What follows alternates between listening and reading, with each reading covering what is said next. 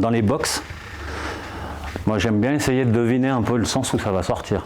En général, vous êtes d'accord, on part d'un principe, ça c'est ce qu'on vous a mis dans la Performer, c'est que 100% des box elles se retournent. Ça c'est logique. C'est quoi que j'appelle une box? Parce que des fois on me dit ouais ça c'est difficile à interpréter. Des écarts types qui sont... Moi c'est simple, c'est des zones dans lesquelles le prix il flagelle, dans lesquelles il s'arrête et dans lesquelles il nage. C'est pas forcément des points précis. Maintenant plus c'est propre et plus c'est beau, mieux ça marche. Il faut développer un peu son côté féminin, là, son côté esthétique. D'accord? C'est-à-dire que plus elle est rectangulaire entre deux points, et plus elle dure longtemps, mieux c'est. Et plus ça marche tout le temps. D'accord?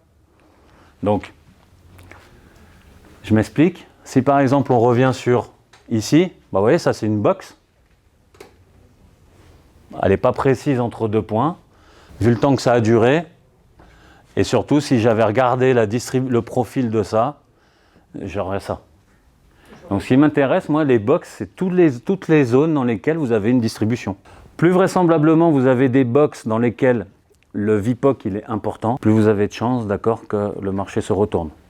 Donc plus c'est normal parce que ça veut dire plus on a distribué les contrats d'avant. Donc c'est pour ça que c'est important des fois de regarder dans certaines zones combien il y a eu de contrats achetés.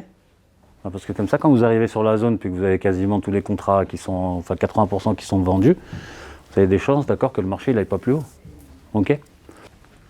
Il y a des fois, pour comprendre le sens dans lequel on risque d'aller, parce que c'est bien, c'est surtout pour prendre des bonnes opportunités, vous pouvez voir où a lieu l'excès.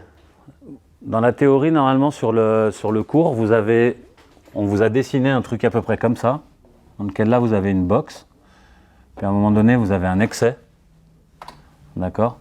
Puis après ça, puis à un moment donné, un autre excès, puis ensuite la box, puis ensuite ça, ok? Donc là, si je dessine ça, on caractérise bien ça, le concept de cycle. Vous êtes d'accord? C'est la même chose, excès, distribution et VPOC. Souvent, le premier excès, en fait, il vous donne le sens de où ça sort. Alors, c'est intéressant, c'est quand on cherche à avoir des...